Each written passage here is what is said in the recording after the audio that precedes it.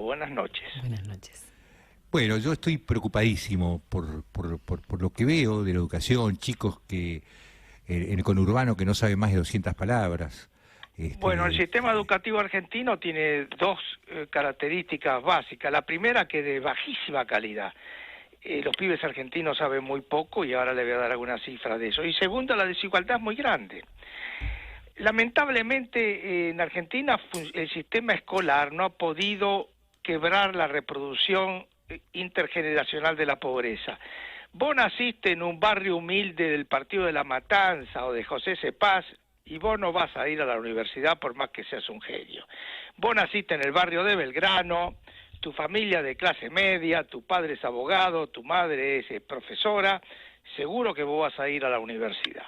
Y esto que yo lo digo con cierto tono irónico, es así, lamentablemente así.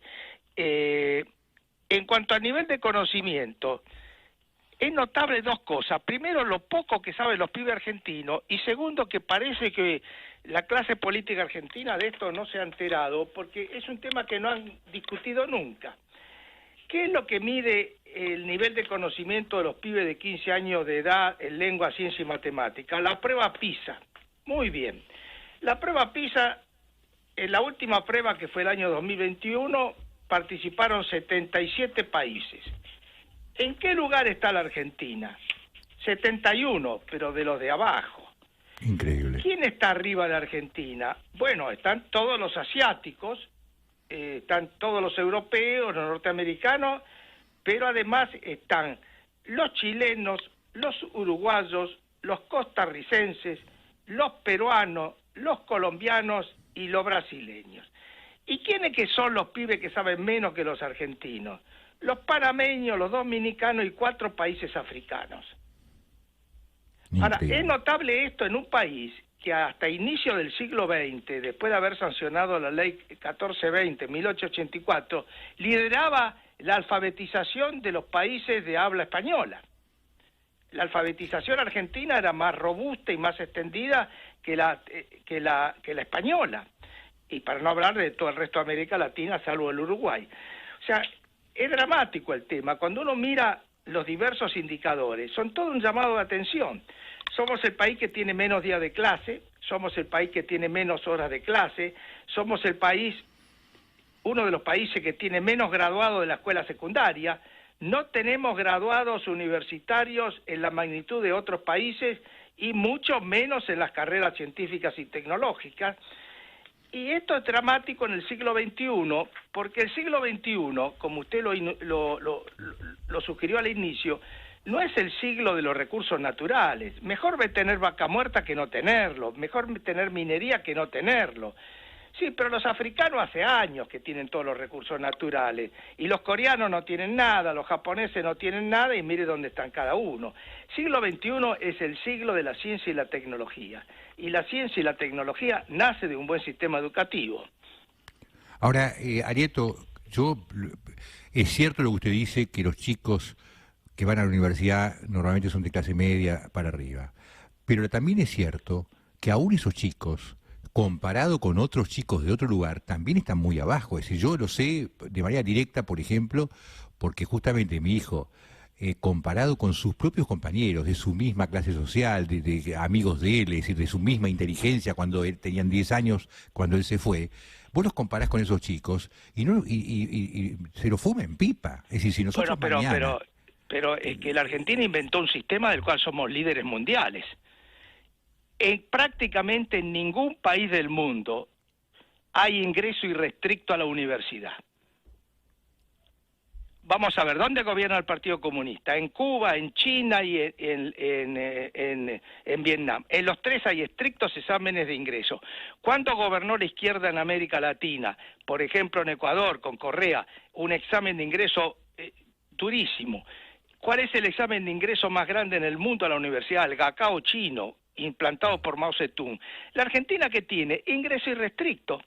Los pibes del último año de la secundaria en la Argentina, a esta altura del último año, están pensando a dónde van a ir a veranear, y está bien que vayan a veranear, pero los pibes de otros países, por ejemplo, en este momento, los chilenos y los brasileños, están rindiendo los exámenes de graduación secundaria que no toman las universidades, toma el Estado Nacional para habilitar el ingreso a la universidad con cierto puntaje.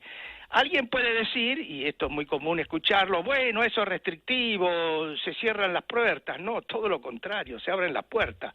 Mientras más fácil sea ingresar a la universidad, menos graduados habrá. Y la Argentina tiene muchísimos alumnos, que entre paréntesis cuestan dinero, y tiene pocos graduados. Tenemos mucho menos graduados universitarios que los chilenos y los brasileros y los mexicanos y los colombianos. Sin embargo, ellos tienen reglas muy estrictas de ingreso que nosotros no tenemos. Entre paréntesis, ningún partido político argentino ha pretendido cambiar esta ley, ¿no es cierto? Yo recuerdo muy bien cuando se empezó a hablar del ingreso irrestricto en la época de Alfonsín. Yo dirigía en aquel momento la revista El Porteño, y en aquel momento nosotros nos reunimos con cada uno de los distintos grupos universitarios que estaban los comunistas, los radicales, los peronistas, y todos en privado te decían que no estaban de acuerdo con eso, pero todos en público lo llevaban adelante. Ahora, bueno, esto realmente, me acuerdo de haber hablado con Andrés Delich, que me lo dijo así en la jeta, él no estaba de acuerdo con eso, pero que era una cuestión política que había que hacerlo así. Sí, es cierto, porque la reforma universitaria nunca tocó ese tema. La reforma universitaria del 18 estaba orientada hacia otras cuestiones, ¿no es cierto? Porque esto es dramático, porque yo el único país que conozco que tiene un sistema parecido es el uruguayo. Los uruguayos tienen algunas restricciones que no hay acá. Por ejemplo, usted no se puede tomar el avión o el barco y ir a estudiar al Uruguay, tiene que tener residencia permanente. Acá un brasilero que no aprobó el ENEM en Brasil, o un colombiano que no lo aprobó, se toma el avión y viene de Argentina y ingresa a la universidad, ¿no es cierto? Usemos la siguiente figura. Supongamos que usted quiere dirigir una maratón. La maratón son 42 kilómetros. Entonces viene el ayudante técnico y le dice, y bueno, vamos a poner en clases de entrenamiento para la maratón. No, que se inscriban y corran. Bueno, se van a inscribir y van a correr, y el kilómetro cuarto van a quedar tirados en el piso, ¿no es cierto? No tenemos graduados universitarios. Tenemos muchos alumnos. Yo le cuento una cosa que también me parece absurda, ¿no? Es decir, la educación pública la paga el Estado, es decir, la pagan los contribuyentes, los ciudadanos. De alguna manera todos lo pagan porque es dinero que el Estado pone en eso y no lo puede poner en otra cosa porque lo está poniendo ahí. Ahora la pregunta es, si la Argentina necesita una cantidad determinada de psicólogos por año, y una cantidad determinada de médicos por año y de ingenieros por año, ¿por qué tenemos que tener 700.000 estudiantes de ciencias sociales, por ejemplo? ¿Por qué tenemos que pagar eso? Que además ni se reciben. En Cuba no pasa así. En Cuba ellos saben cuánto necesitan y tienen un cupo y hasta ahí llegás y buenas noches. Y además en un sistema como hay en Holanda, donde los tipos que tienen mejores desde la primaria ya, tienen mejor desempeño dentro de la primaria y de la secundaria, son los que ya saben que pueden ir para ingeniería o para ciencias duras o no van a poder ir a ciencias duras. Y ya directamente, por supuesto, siempre se les da la chance de hacer un examen, si lo pueden mejorar, entonces sí entran. Pero ya se va determinando, porque tiene que ver también con la necesidad del país. ¿Por qué yo tengo que estar pagando a chicos que quieren ser...? Porque además, muchas de las de comunicación social, por ejemplo, ¿usted sabe cuántos son los de comunicación social? ¿Sabe cuántos el Estado y el mercado podría llegar a tomar de esos chicos? No creo que el 10%. Bueno, déjeme que le dé una cifra. ¿Cuántos abogados graduamos por año? Más o menos 20.000. ¿Cuántos...? Todo el mundo habla de petróleo, ¿no? De minería. ¿Cuántos ingenieros en minas graduamos? No pasa de 40, 50, 60. ¿Cuántos ingenieros en petróleo? 40, 50, 30. Científicos poquísimos. Pero esto no debe sorprender en un país donde los pibes no saben matemática. Claro. El nivel de ignorancia de matemática de nuestros pibes es tremendo, pero además con una profunda desigualdad, porque lamentablemente mientras más pobre es un pibe, menos sabe.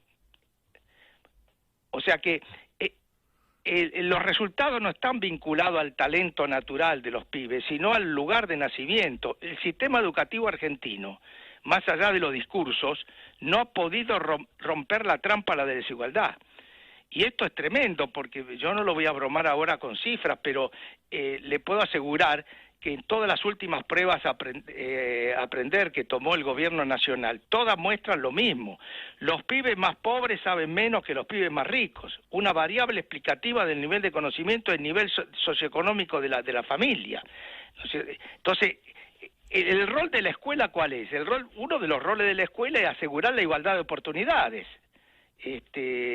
Lamentablemente nuestro sistema educativo consolida la desigualdad. Usted sabe, ayer estábamos hablando con un médico por el tema de la automedicación y un montón de cosas más que suceden. Y una de las cosas que yo le contaba, y por eso lo reitero, y él estaba de acuerdo conmigo de alguna manera en lo que yo decía, es que yo me acuerdo, hace 40 años atrás, 50 años atrás, si yo tenía que ir al hospital de clínicas por una guardia, por alguna situación, a mí me atendía cualquier persona ahí y yo estaba seguro que iba a ser bien atendido y que el tipo que me atendía, aunque sea joven, estaba más o menos instruido y estaba bien. Hoy si el médico no tiene más de 45 o 50 años, yo no quiero atenderme con él. No porque alguno habrá bueno, pero yo por las dudas no quiero correr ese riesgo, porque sé lo que pasa en la facultad también de medicina, donde no se hacen residencias como se deben hacer, donde el residente lo dejan en una guardia ahí y nadie lo supervisa a ver qué está haciendo. Digamos, está todo muy mal, y más los maestros que no pueden ser controlados porque se estigmatizar, no se los puede tomar examen a ver qué tal está, cómo rinden cada tanto, es decir, por qué un policía tiene que dar examen o un chofer de taxi tiene que dar examen y un maestro que nos está cuidando a nuestros chicos no permite que nosotros lo podamos evaluar. Bueno, acá viene un atraso muy grande de la Argentina también. Esto no ocurre en Brasil. En Brasil usted no se recibe ni de médico, ni de abogado, ni de contador público, ni de filósofo, si no rinde un examen que toma el Estado Nacional que se llama ENADE. Ese examen usted lo tiene que rendir, si usted ya se recibió, prácticamente se recibió, pero se toma con otro sentido, para saber cuánto saben los graduados de cada universidad. Yo le hago a usted la siguiente pregunta y se la extiendo a todo el auditorio. ¿Qué universidad argentina forma los mejores abogados? ¿Cuáles forman los mejores historiadores? Todos tendremos opiniones, pero son todas subjetivas. Ninguna está basada en una evidencia empírica de carácter amplio, ¿no es cierto? Y eso claramente es una carencia.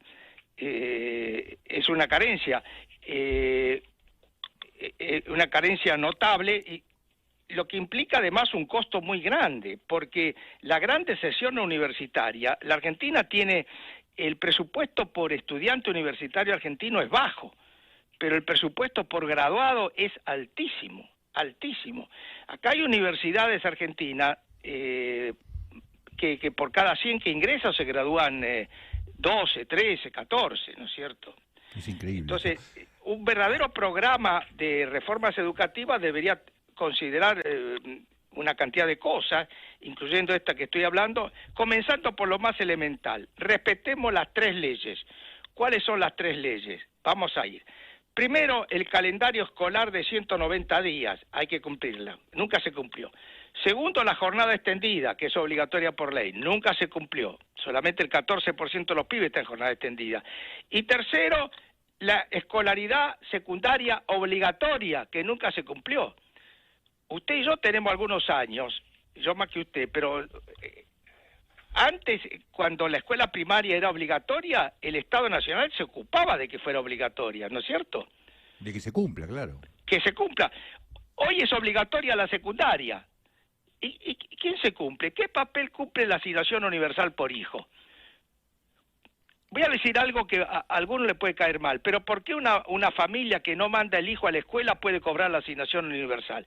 Si la asignación universal se inventó para aumentar la escolarización. Van a decir, qué desgraciado, no le paga este mes. Sí, no le pago este mes, pero al mes siguiente va a la escuela.